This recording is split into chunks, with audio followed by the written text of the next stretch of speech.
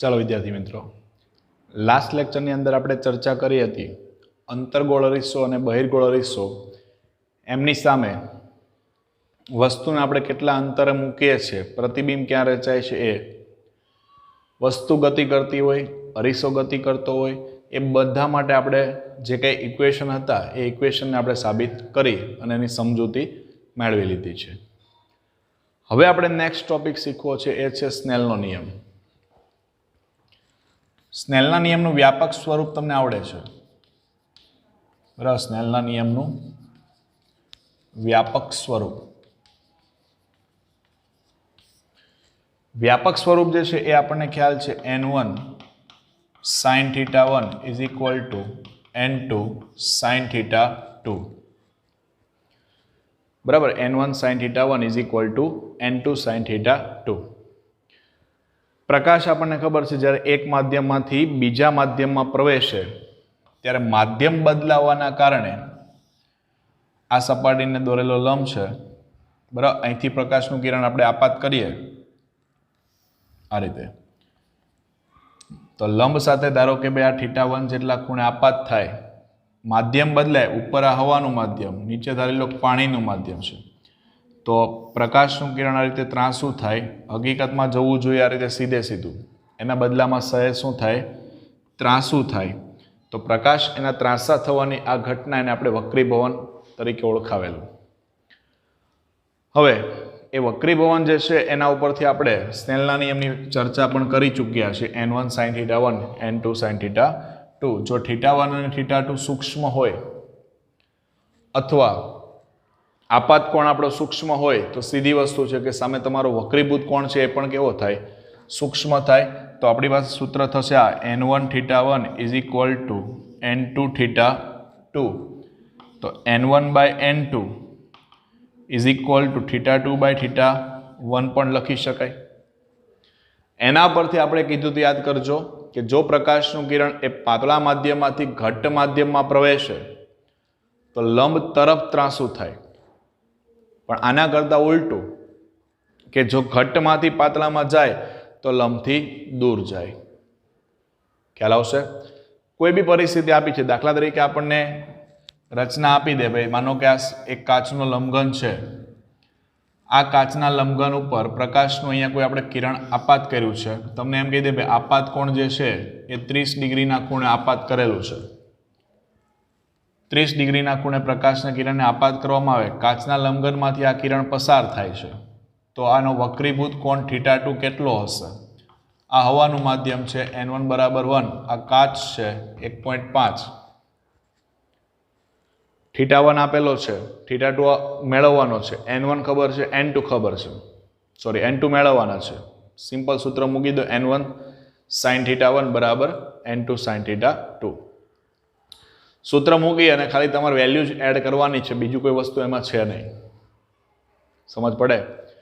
માની લો કે એ જ ટાઈપે આપણને બીજી કોઈ રચના આપી દે, ધારો કે કોઈ એક રચના આપે, ક્રિસ્ટલ બોલ આપી દે. આ ક્રિસ્ટલ બોલ, એના ઉપર તમને એમ કે પ્રકાશનું કિરણ અહીંથી કોઈ આપાત કર્યું, ક્રિસ્ટલ બોલ પર આપાત કરશો એટલે અહીં સપાટીને તમે લંબ દોરશો બરાબર, લંબ સાથે ખૂણો બનાવે છે, ધારી લો કે 60 ડિગ્રીનો ખૂણો છે. કાચનો આ લંબઘન બોલ છે, એનો વક્રીભવનાંક ફરી પાછો આપણને 1.5 જ આપી દે. પ્રકાશનું કિરણ પાતળામાંથી ઘટ્ટમાં જાય એટલે લંબ તરફ ત્રાંસું થાય, લંબ તરફ ત્રાંસું થાય. ત્રાંસું થયેલું કિરણ જે સપાટી પર આપાત થાય ત્યાં તમે ફરી પાછો લંબ દોરશો એટલે વક્રતા કેન્દ્ર C માંથી પસાર થવાનો છે. બરાબર છે? તો અહીંયા આ ખૂણો મેળવવાનો થાય, અથવા હજુ તમને એવું કહે કે નિર્ગમન કોણ મેળવો, તો ઘટ્ટમાંથી પાતળામાં જાય લંબથી ક્યાં જાય, દૂર જાય પ્રકાશનું કિરણ આ રીતે. તો તમને એવું આપી શકે ભાઈ આ ખૂણો મેળવો, નિર્ગમન કોણ મેળવો. θ1 ખબર છે, એનો માધ્યમનો વક્રીભવનાંક ખબર છે, આ n1 આ n2 આના બરાબર 1, તો અહીંયા તમને θ2 મળશે. θ2 મળી જાય, આ ખૂણો તમારો જેટલો હશે, આ જુઓ તમારી આ ત્રિજ્યા થશે. તમે યાદ કરો, વક્ર સપાટી હોય, સપાટીને લંબ દોરીએ આપણે, પણ એ લંબ ક્યાંથી દોરાય, વક્રતા કેન્દ્ર C માંથી. વક્રતા કેન્દ્ર C માંથી દોરશો એટલે આ બાજુની જે લંબાઈ આવશે એ ત્રિજ્યા થશે, તો આ પણ શું થાય, તમારી ત્રિજ્યા જ થશે. એટલે આ ખૂણો જેટલાનો આવશે એટલો તમારો આ ખૂણો હશે, બરાબર છે? એટલો તમારો આ ખૂણો હશે અને આ ખૂણો જેટલો આવે, હવે તમને પાછો સ્નેલનો નિયમ વાપરી અને તમે ફરી પાછું આ ગણતરીને કરી શકો છો. એટલે આ રીતે સિમ્પલ રીતે તમને સ્નેલના નિયમ જે છે એની મદદથી થોડાક એક્ઝામ્પલ્સ મળી રહેશે. હવે આપણે જે ટોપિક ચર્ચા કરવા જઈ રહ્યા છીએ એ ખૂબ જ અગત્યનો ટોપિક છે અને એના ઉપરથી આપણને ઘણા બધા MCQs મળવાના છે. ટોપિક છે આપણી પાસે સાચી ઊંચાઈ, આભાસી ઊંચાઈ, સાચી ઊંડાઈ, આભાસી ઊંડાઈ. થિયરીમાં આપણે એનો કોન્સેપ્ટ સમજેલા છે, પણ આપણે એની અંદર દાખલા એને થોડા સમજવા પડશે. સાચી ઊંડાઈ અને આભાસી ઊંડાઈ, અથવા ઊંડાઈની જગ્યાએ શબ્દ કરી દઉં ઊંચાઈ, તો સાચી ઊંચાઈ, આભાસી ઊંચાઈ. યાદ કરો પેલું માછલી વાળું, પાણીની અંદર માછલી છે, સ્પષ્ટપણે આપણને દેખાય છે. માછલીને પકડવા આપણે આમ હાથ નાખીએ છીએ, પણ હાથમાં શું આવે છે? કંઈ નહીં.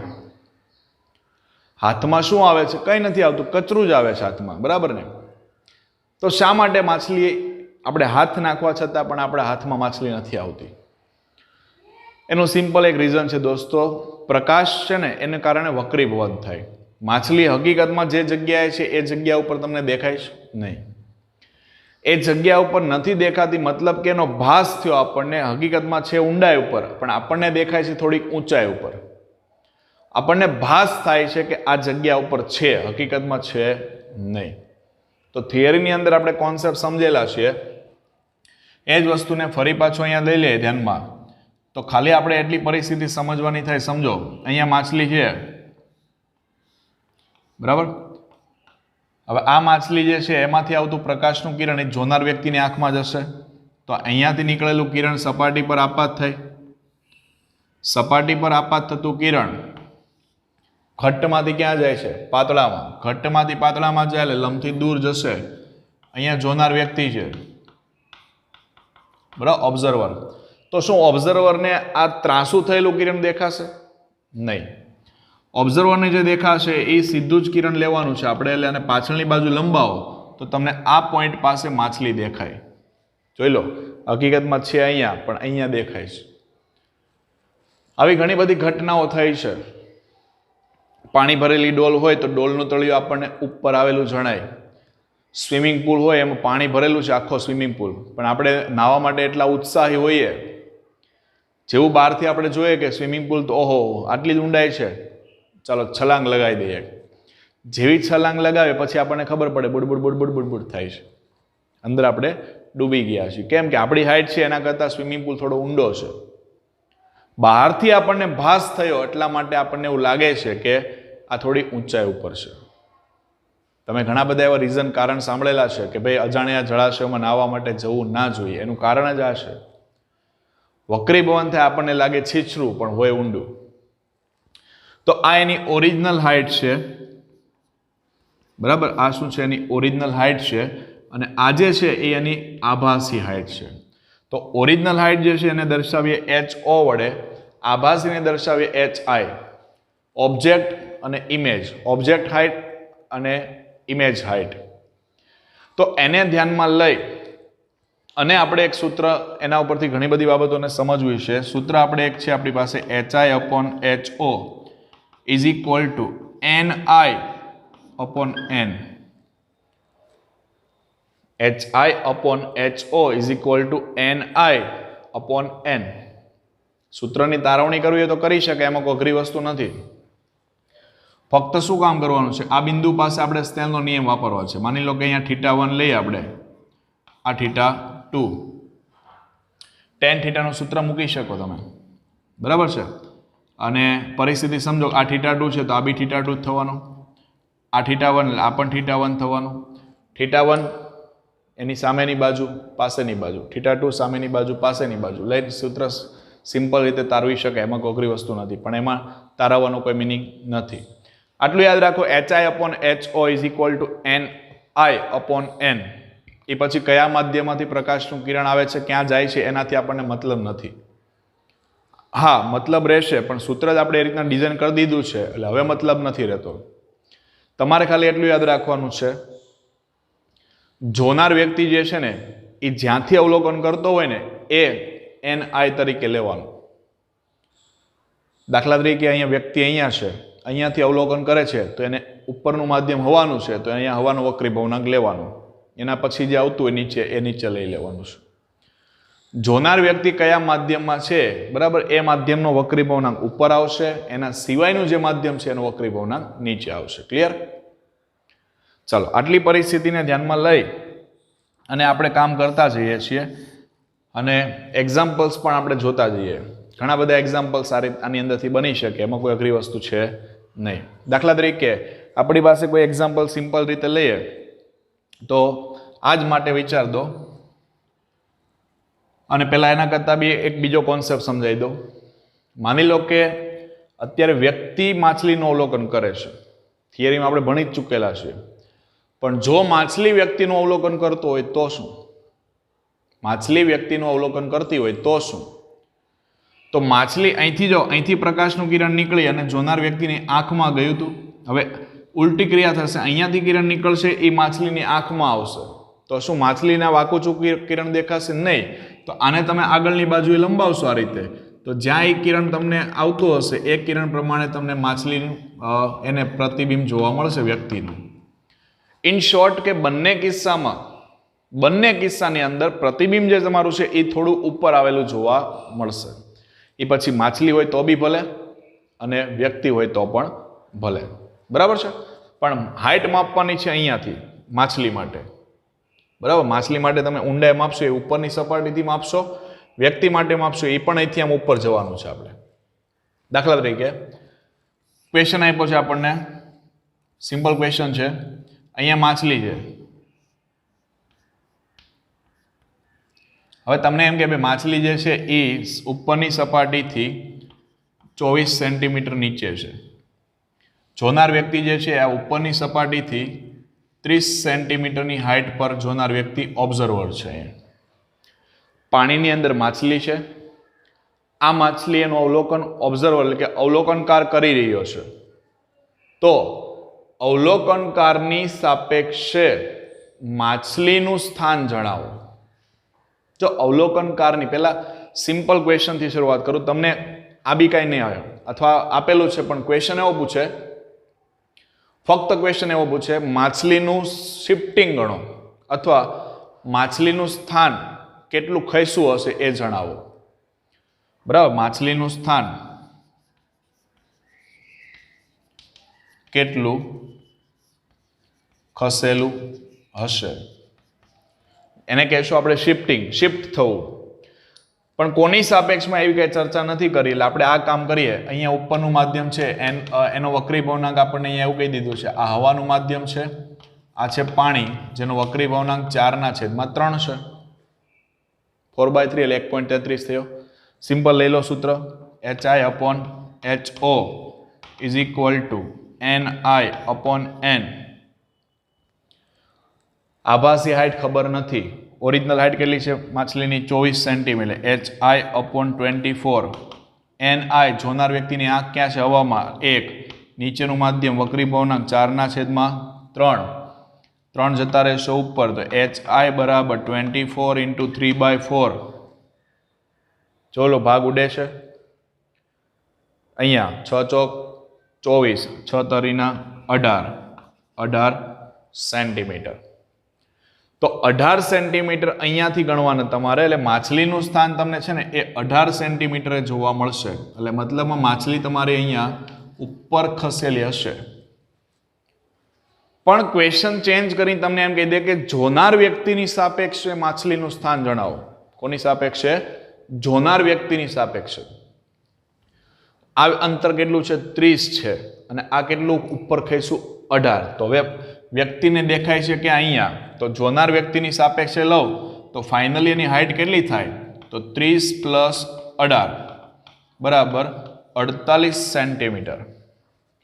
જોનાર વ્યક્તિને ક્યાં લાગે? 48 સેન્ટીમીટર. હકીકતમાં ટોટલ હાઇટ કેટલી હતી? જુઓ, 30 + 24. 30 + 24 એટલે 54 સેન્ટીમીટર હતી, પણ વ્યક્તિને લાગે છે કેટલું? 48. પણ ક્વેશ્ચનમાં તમને એમ પૂછે કે માછલી કેટલું ઉપર ખસી હશે, કેટલું ઉપર ખસી હશે, કેટલું ઉપર એટલે એની ઓરિજિનલ હાઇટમાંથી એની આભાસી હાઇટ છે ને એને બાદ કરો. 24 માંથી તમે શું કરો, 18 ને બાદ કરશો એટલે 6 સેન્ટીમીટર એનું સ્થાન ક્યાં ગયું હશે, ઉપર ગયું હશે. ખ્યાલ આવે છે? 6 સેન્ટીમીટર સ્થાન ક્યાં ગયું છે, ઉપર આવ્યું હશે.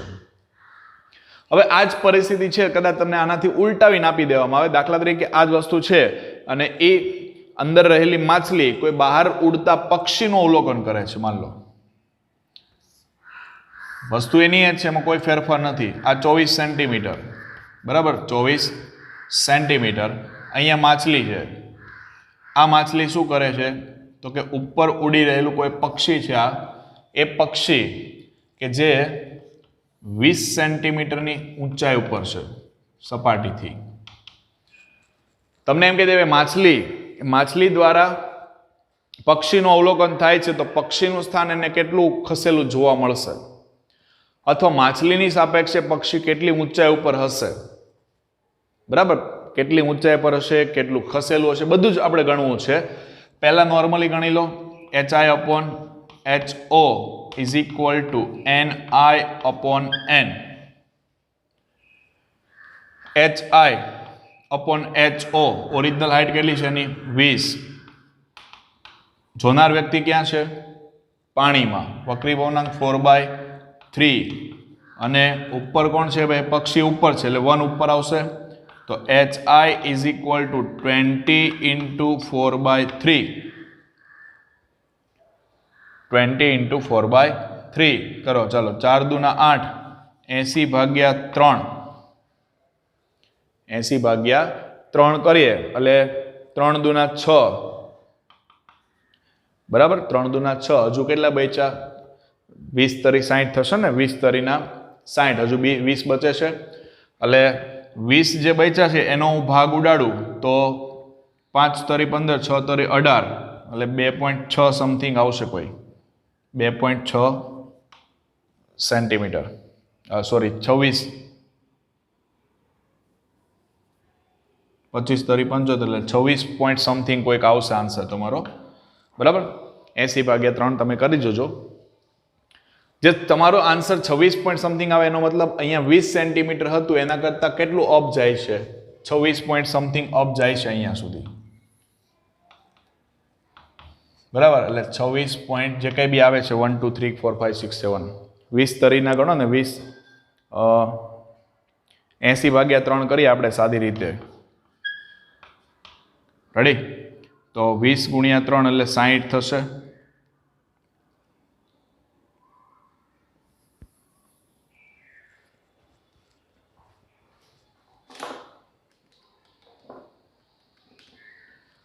.66 થાય છે, 26.66. ચાલો 26.66 સેન્ટીમીટર. હવે તમને એમ કે માછલીની સાપેક્ષે કેટલી ઊંચાઈ ઉપર, તો તમારે આ પણ એડ કરવાનું, પેલું પણ એડ કરવાનું. તો ટોટલ હાઇટ કેટલી થાય, 24 + 26.66, 24 અને 26 એટલે 50 થયા. 50.66 સેન્ટીમીટરની હાઇટ પર તમને પક્ષી ઉડતું હોય એવું જોવા મળશે.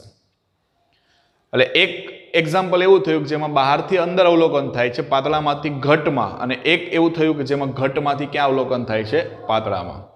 હજુ આગળ જોઈએ આપણે, તો એમની અંદર 2 સપાટી હોય, માન લો એક જ સાથે 2 સપાટી હોય તો શું? આ તો આપણે એક સપાટીની વાત કરતા હતા.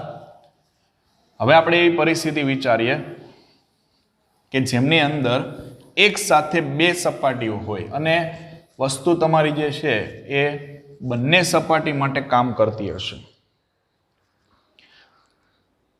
દાખલા તરીકે એક એક્ઝામ્પલ લઈએ છીએ કે જેમની અંદર 2 સપાટી છે. આ 2 સપાટી એના વચ્ચેનું જે ડિસ્ટન્સ છે એ ડિસ્ટન્સ માની લો કે આપણને જે રકમમાં આપેલું છે એ પ્રમાણે ગણું તો 15 સેન્ટીમીટર. અહીંયા ઉપર જે ઓબ્ઝર્વર છે એ 20 સેન્ટીમીટરની ઊંચાઈ ઉપર છે, અને ઓબ્જેક્ટ જે આપણો અહીં નીચે પડેલો છે એ ઓબ્જેક્ટ એ 10 સેન્ટીમીટર પર છે. જોનાર વ્યક્તિ અહીંયા છે.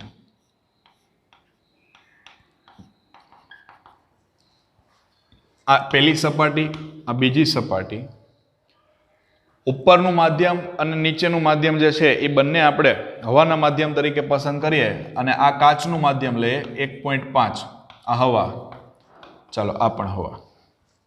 બોલો શું કરશો? અત્યાર સુધી આપણે એક જ વિચારતા હતા, માની લો કે આ નથી અને ઓબ્જેક્ટ અહીંયા પડેલો છે તો આપણે સિમ્પલ કામ કરતા હતા. હવે ગભરાવાનું કંઈ નથી. હવે માત્ર એટલું જ કામ કરવાનું, તમારે વારાફરતી બંને સ્ટેપ બાય સ્ટેપ કામ કરતા જાઓ. સ્ટેપ બાય સ્ટેપ એટલે શું? પહેલી સપાટી માટે લાગુ પાડો, પછી સેકન્ડ સપાટી માટે, બરાબર, બીજી સપાટી માટે પછી તમે લાગુ પાડી શકો. ચાલો, પ્રથમ સપાટી જે છે ને પણ નીચેથી આપણે શરૂ કરવું પડશે, કારણ કે ઓબ્જેક્ટ અહીંયા પડેલો છે. માની લો વ્યક્તિ અહીંયા છે તો આને હું ધારો કે પહેલી સપાટી કહી દઉં, ઉપર અને બીજી કહી દઉં. તો આ નીચેની જે સપાટી 1 છે, સપાટી 1 માટે આપણને કેટલું શિફ્ટિંગ થાય છે એ જોવા મળશે. એ મળી જાય પછી એ જે મળે ને એ જ વસ્તુને ધ્યાનમાં લઈ અને સપાટી 2 માટે આપણે કામ કરીએ. ચાલો, પહેલા સપાટી 1 માટે, સપાટી 1 માટે HI/HO is equal to NI/N. Originally જે એની ઊંચાઈ છે એ નથી ખબર, ઇમેજની ઊંચાઈ ખબર નથી. ઓબ્જેક્ટની હાઇટ જે છે એ સપાટી 1 માટે ગણો. સપાટી 1 માટે જે એની હાઇટ આપણે પસંદ કરીશું એ અહીંથી તમે માપશો, અહીંયાથી માપશો તો આ કેટલી થશે? 10. જોનાર વ્યક્તિ અત્યારે ક્યાં છે? જોનાર વ્યક્તિ અત્યારે આ એક સપાટી છે તો જોનાર વ્યક્તિ ક્યાં છે? કાચમાં છે. કાચનો વક્રી ભવનાંક છે 1.5, હવા એટલે 1. તો HI is equal to 10 ગુણ્યા 1.5 એટલે કેટલા? 15 સેન્ટીમીટર થયું. તો આ પ્રથમ સપાટી વડે પ્રતિબિંબ મળે છે એ કેટલા સેન્ટીમીટર મળે છે? 15 સેન્ટીમીટર. એટલે અહીંયા આપણી ફર્સ્ટ ઇમેજ રચાઈ ગઈ 15 સેન્ટીમીટર. હવે આ સપાટીને ધ્યાનમાં લઈ અને આ વસ્તુનું ઓબ્ઝર્વેશન કરીએ તો સપાટી 2 માટે, ચાલો સપાટી 2 માટે તમે કાઉન્ટ કરશો HI/HO is equal to NI/N. ચાલો, HI ખબર નથી, HO તમે ગણશો, જે પ્રથમ તમને પ્રતિબિંબ મળ્યું છે ત્યાંથી આ હાઇટ કેટલી છે? કારણ કે તમે એવું શીખી ગયા છો ને, પ્રથમ વસ્તુ જે હોય, વસ્તુનું પ્રતિબિંબ જે મળે એ બીજી સપાટી માટે આભાસી વસ્તુ તરીકે કાર્ય કરે. તો આભાસી તરીકે કાર્ય કરે તો 15 15 કેટલા થયા? 30. આ હવા ઉપર જોનાર વ્યક્તિ અહીંયા છે, 1.5 અહીંયા આવશે તો HI is equal to 30/1.5, 300/15 લખાય. તો HI બરાબર કેટલા થયા? 20 સેન્ટીમીટર. તો અહીંયાથી તમારે ગણવાનું થાય એટલે સેકન્ડ તમારું જે પ્રતિબિંબ મળે એ આ સપાટીથી કેટલા સેન્ટીમીટરે? અહીંયા તમારું I2 રચાશે કેટલા સેન્ટીમીટરે? 20 સેન્ટીમીટરે. તો ટોટલ તમારું જે શિફ્ટિંગ થયું હશે એ શિફ્ટિંગ કેટલું થયું હશે ગણી લો. અને અથવા તમે જોનાર વ્યક્તિ જે છે એને ફાઇનલી પ્રતિબિંબ ક્યાં દેખાશે? તો જોનાર વ્યક્તિ અહીંયા છે, અહીંયાથી આ 20 છે ને આ પણ કેટલું છે? 20 છે. તો જોનાર વ્યક્તિથી પ્રતિબિંબ નું સ્થાન કેટલું? તો 20 + 20 કેટલા થયા? 40 સેન્ટીમીટર. પણ કદાચ તમને ક્વેશ્ચન એવો પૂછ્યો તો કે બે ઇમેજ વચ્ચેનું સ્થાન કેટલું? જો આપણે એક એક્ઝામ્પલ લઈશું આપણે, પણ અત્યારે આમાં તમને સપોઝ પૂછ્યું તમને કે બે ઇમેજ વચ્ચેનું સ્થાન કેટલું, તો તમારે આ સ્થાન ફાઇન્ડ કરવું પડે. બે ઇમેજ વચ્ચે કેટલું સ્થાન છે ને એ તમારે મેળવવું પડશે. ખ્યાલ આવે છે? બરાબર. એટલે આ એક સિમ્પલ થયું. તમારી પાસે બે સપાટી હોય તો શું? બે સપાટી માટે સેમ કાર્ય આપણે કરી રહ્યા છે. હવે આ જ વસ્તુ છે, કદાચ આને તમે આ રીતના આડું જોયું, એને આ રીતના ઊભું કરી દે તો આ રીતના તમે શું કર્યું? આડું કામ કરાવ્યું છે ને આ રીતે, બરાબર. બે પેરેલલ સપાટી આ રીતના છે, સમક્ષિતિજ.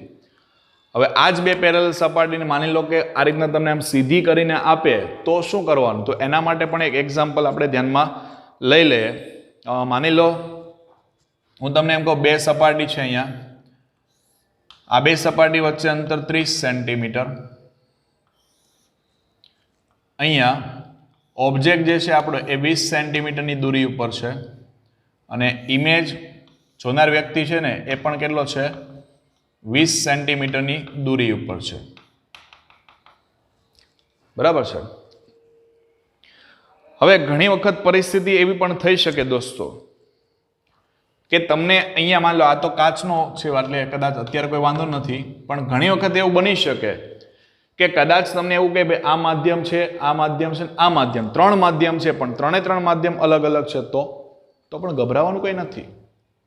સૂત્રમાં તો આપણને જેનો ઉપયોગ પડશે એની આપણે ઉપયોગિતા લેશું. ચાલો પહેલા મેળવો પ્રથમ સપાટી, ઓબ્જેક્ટની નજીક આવતી એ પ્રથમ સપાટી, પછી સેકન્ડ સપાટી. તો પ્રથમ સપાટી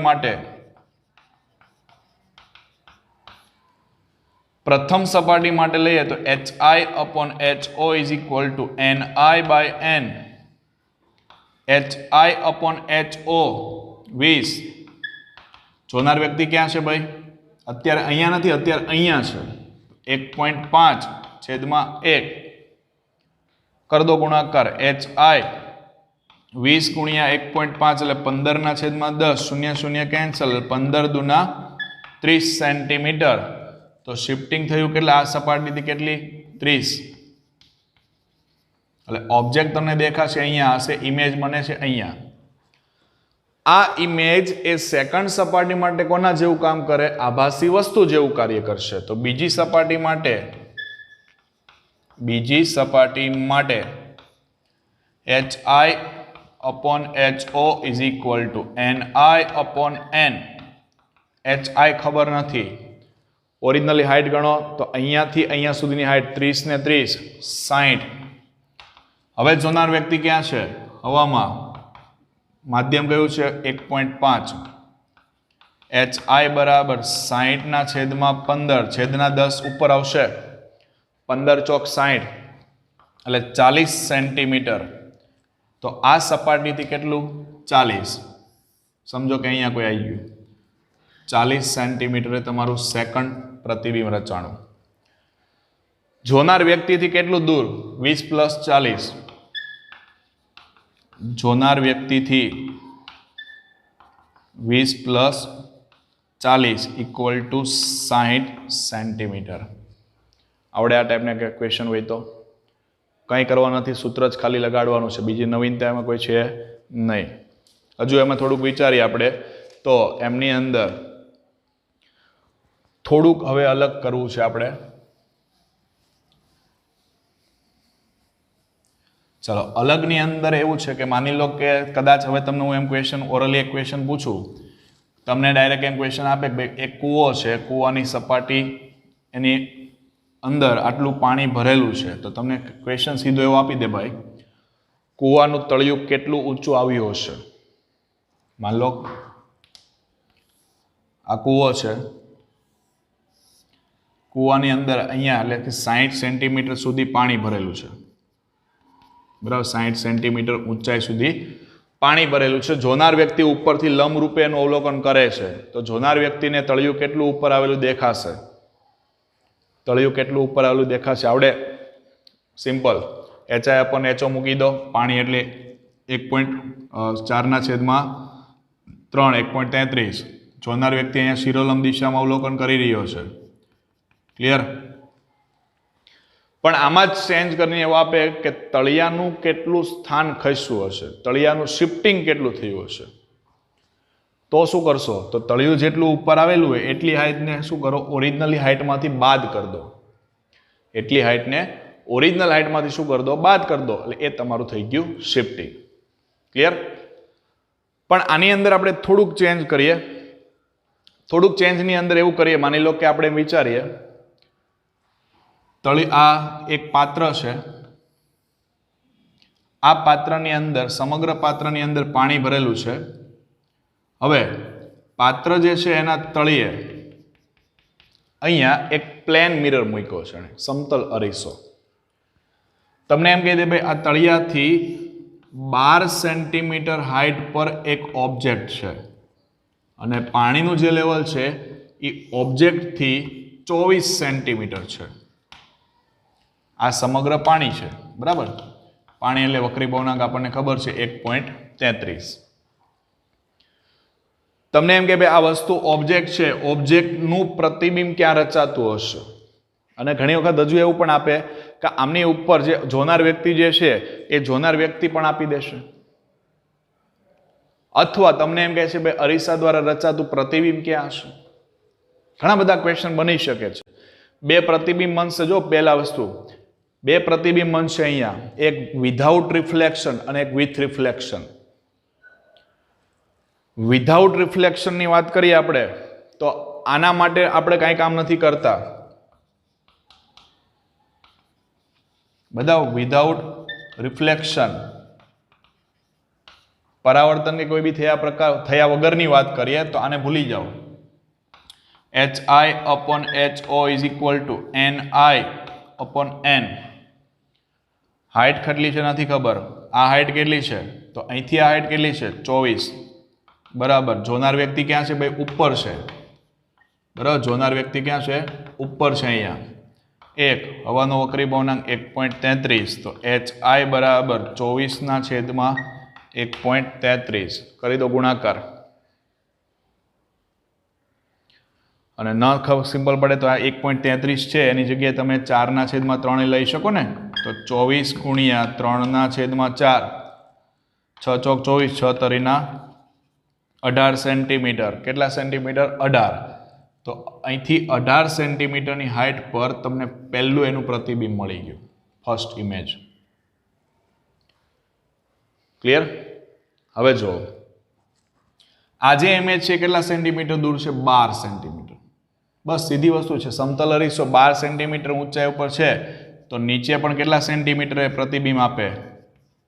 12 સેન્ટીમીટર પ્રતિબિંબ આપશે. આ પ્રતિબિંબનું હવે કેટલું કેટલું શિફ્ટિંગ થયું હશે? રિફ્લેક્શન તો આપણને મળી ગયું, ઉપર 12 સેન્ટીમીટર હતા તો નીચે પણ 12 સેન્ટીમીટર થઈ ગયા. હવે એનું કેટલું સ્થાન ખસ્યું હશે ને એ તમારે કાઉન્ટ કરવું પડશે દોસ્તો. જો હવે તમારે તો અહીંથી આ સપાટીથી જ ગણવાનું છે, બરાબર. તો અરીસા વડે મળતા પ્રતિબિંબ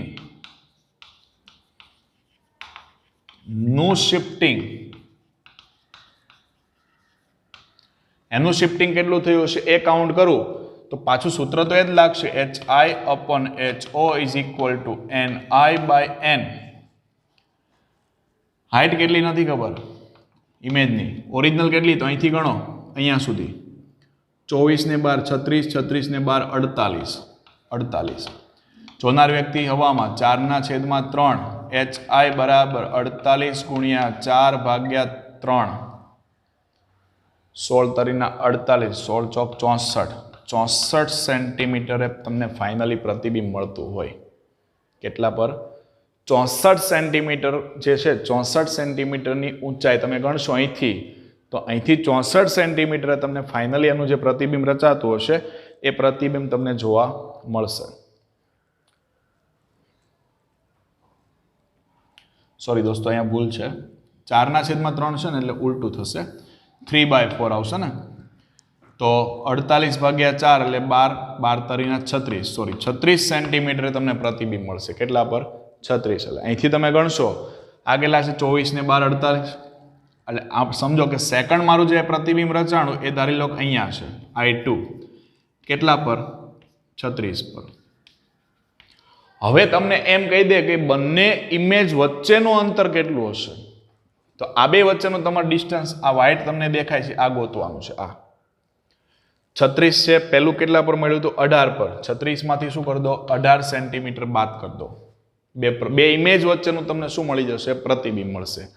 આગળ આપણે એક ભૂલ કરી દીધી, 4/3 હતું એની જગ્યાએ ઉપર લઈ લીધું 4/3, બરાબર. એટલે એ તમારો આન્સર થઈ જશે, રાઈટ આન્સર. ક્લિયર? હજુ એક થોડોક એક્ઝામ્પલ આપણે વિચારી શકીએ અને એમની અંદર આપણને થોડુંક ચેન્જ કરીને આપે દોસ્તો. હવે તમે જાતે ટ્રાય કરવાનું છે તમારે.